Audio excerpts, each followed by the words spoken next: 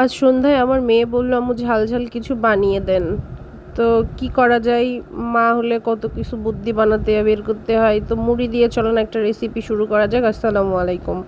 তো প্রথমে আমি মুড়িটাকে পানির মধ্যে ভিজিয়ে রাখলাম। তারপর আমি কি করলাম, পেঁয়াজ রসুন আদা যা যা উপকরণ সব কেটে তারপর একটা ডিম ফাটিয়ে চালের গুঁড়া নিয়ে উপকরণ নিয়ে মোটামুটি আমি রেডি। তার মধ্যে আমি আবার আলু কুচাইলাম, আলু মেশিন দিয়ে কুচি কুচি করে নিলাম, কারণ আমার রেসিপির মধ্যে অবশ্যই আলু অ্যাড করা হবে, বুঝছেন। মনের খুশিতে রেসিপি বানাচ্ছি, জানি না কি হবে, চেষ্টা করব আমার মেয়ের যেন ভালো লাগে খেতে। তো খোসা সহই আমি আলু কুচাই নিলাম। খোসা ফেলবো কেন, আলুর অনেক দাম। তো খোসা সহ কুচিয়ে এবার আমি পেঁয়াজ রসুন যা ছিল সব একসাথে করে আমি হলুদ লবণ পেঁয়াজ পরিমাণ মতো দিয়ে ভালো করে এটাকে মেখে নিব। তো দেখেন, ভালো সুন্দর করে মাখবেন, কিন্তু এর মধ্যে কিন্তু আমি মশলাটাও দিছিলাম, ওই গোলমরিচের গুঁড়া। তো এই উপকরণ সহ ভালো করে চটকে মেখে নেব। যদিও হাত জ্বলবে, তারপরেও কি আর করা, মেয়ে খেতে চাইছে বলে কথা।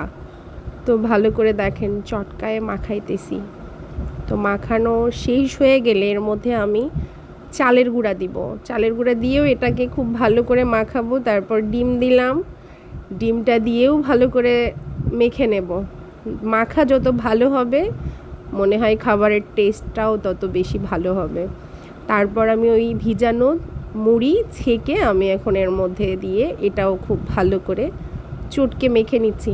তার মধ্যে আপনাদের বলতে মনে নেই, আমি কিন্তু এর মধ্যে আদাও দিছি। তো চলেন এখন ভাজার পালা। তেল ঢেলে দিলাম ফ্রাই প্যানে।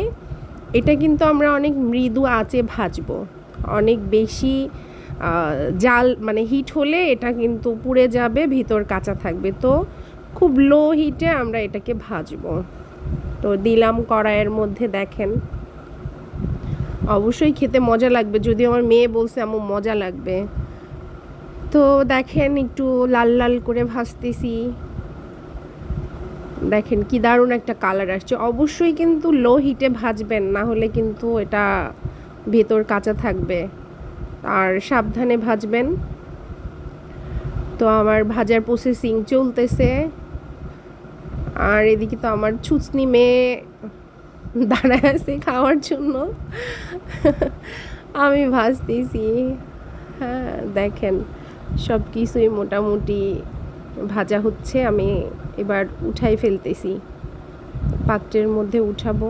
এখন টেস্ট করার পালা, কেমন লাগবে সেই অপেক্ষায় আছি আমরা মা মেয়ে। যদিও বাসায় কেউ নেই, আমাদের নুসরাত বুড়িটা নানু বাসায় গেছে, ওকে খুব মিস করতেছি, ও থাকলে আরও ভালো হতো।